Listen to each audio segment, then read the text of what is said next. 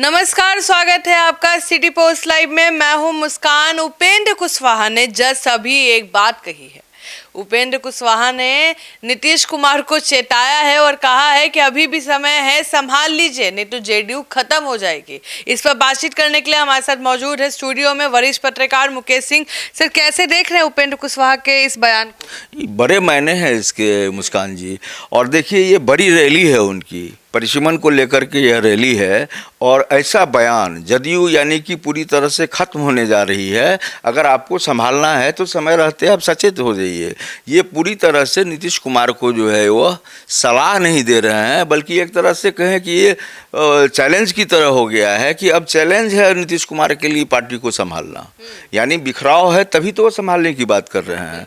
सलाह भी है एक तरीके से, और एक तरीके से बिखराव की गारंटी भी वो ले रहे हैं। और कैसे समय में यह बात कह रहे हैं वो, जब अब चुनाव होना तय है, इलेक्शन कमीशन को अब सिर्फ तिथि की घोषणा करनी है। मुस्कान जी, राजनीति में एक दो शब्द भी बड़े मायने रखते हैं और उसका बड़ा इम्पैक्ट जाता है। देखिए, कल चिराग पासवान नवसंकल्प महासभा के जरिए लोगों को संबोधित कर रहे थे, तो 20 साल के कामकाज पर उन्होंने सवाल खड़ा किया था। एक तरह से कहें तो वह भी हमला नीतीश कुमार पर ही था। तो सर, मतलब एनडीए में ऑल इज वेल नहीं है क्या? बीजेपी को छोड़ के, मतलब बीजेपी लग रहा है कि सबके साथ बनी हुई है, बाकी जेडीयू सबके निशाने पे है। देखिए, जेडीयू को ही न, ये गठबंधन जो है एनडीए का, आप देखिए जदयू और भाजपा दोनों सबसे बड़ी पार्टी है, और जदयू के साथ है भाजपा, भाजपा के साथ जदयू नहीं है, और जदयू के साथ भाजपा है, और इसके अलावा तमाम जो और घटक दल हैं वो है। लीड कर रही है भाजपा, लेकिन अब मुख्य रोल में भाजपा दिखने लगी है। चूँकि सीट पिछली बार नीतीश कुमार को कम आई थी, तो ये एक चुनावी गणित अलग है, लेकिन चेहरा तो नीतीश कुमार का है। चुनाव बिहार में जो लड़ रहे हैं, तो मुख्यमंत्री का चेहरा तो पहले से एनडीए का स्पष्ट है कि नीतीश कुमार ही मुख्यमंत्री होंगे।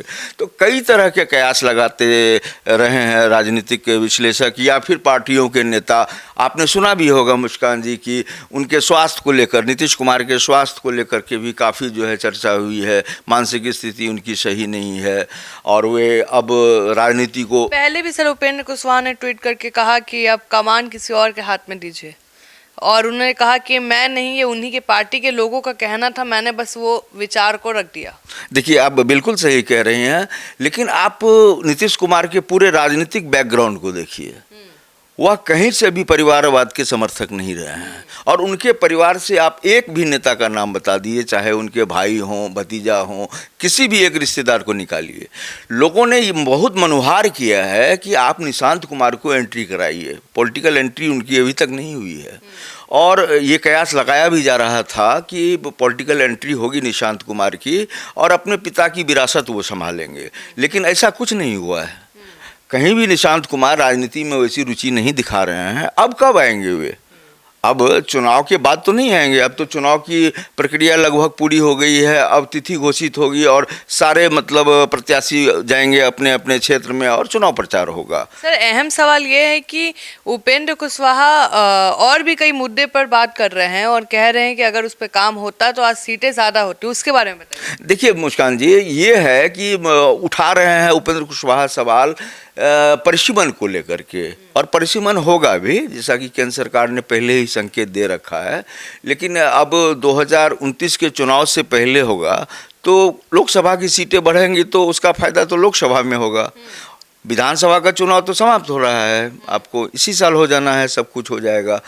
तो उनकी मांग जायज़ है, परिसीमन होना चाहिए, और पहले भी परिसीमन होता था, लेकिन कांग्रेस ने इस परंपरा पर विराम लगा दिया था। परिसीमन, चूँकि देखिए जनसंख्या बढ़ती है, वोटर्स बढ़ते हैं, और क्षेत्र का दायरा जो है उतना ही रहता है, लेकिन वोटर्स की संख्या ज़्यादा हो जाती है, तो परिसीमन होना चाहिए। और परिसीमन से विधानसभा की सीटें अगर बढ़ती हैं तो झोली में अधिक संख्या में जाएगी जितने घटक दल हैं उनके। उपेंद्र कुशवाहा को अगर आप कहें तो वो भी चाह रहे थे कि 10 सीट से ज़्यादा उनको मिले, और अगर आज परिसीमन से अगर 243 से ज़्यादा अगर विधानसभा की सीटें होती तो बंटवारे में भी सुविधा होती। लेकिन यह बयान जो है मुस्कान जी नीतीश कुमार को लेकर के, इस बयान को आप साधारण तरीके से ना लें। ये बहुत बड़ा बयान दिया है उपेंद्र कुशवाहा ने कि भाई आप समय रहते जो है चेत जाइए। आपकी जदयू जो है अब वो बिखर रही है। अगर संभालना है तो अभी संभाल लीजिए, मौका है अभी आपके पास में। अगर आपने यह मौका गंवाया तो जदयू तितर बितर हो जाएगी।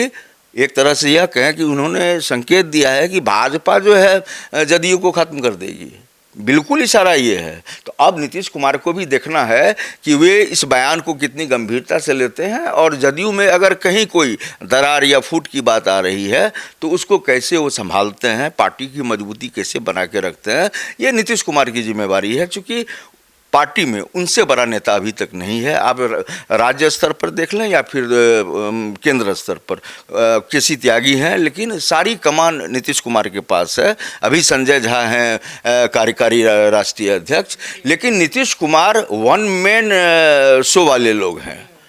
ये पार्टी पूरी तरह से पहचान है कि ये पार्टी नीतीश कुमार की है। आप देख लीजिए भाजपा में ऐसी बात नहीं है, एक व्यक्ति विशेष या 5-10 लोगों की बात ना करें। वहाँ कई चेहरे हैं, आप सीमित नहीं कर सकते। चिराग पासवान भी एक चेहरा है अपनी पार्टी के लिए, उपेंद्र कुशवाहा भी अपनी पार्टी के लिए, मुकेश सहनी भी अपनी पार्टी के लिए। तो नीतीश कुमार इन तमाम चेहरे से बड़े चेहरे हैं, और ये सीएम रहे हैं 2005 से ही। तो उनकी पार्टी अगर कहीं टूट का शिकार होती है तो ये जिम्मेवारी नीतीश कुमार की बनती है कि समय वे इस पर विचार करें, गहन मंथन चिंतन करें और पार्टी को टूटने से बचाएं।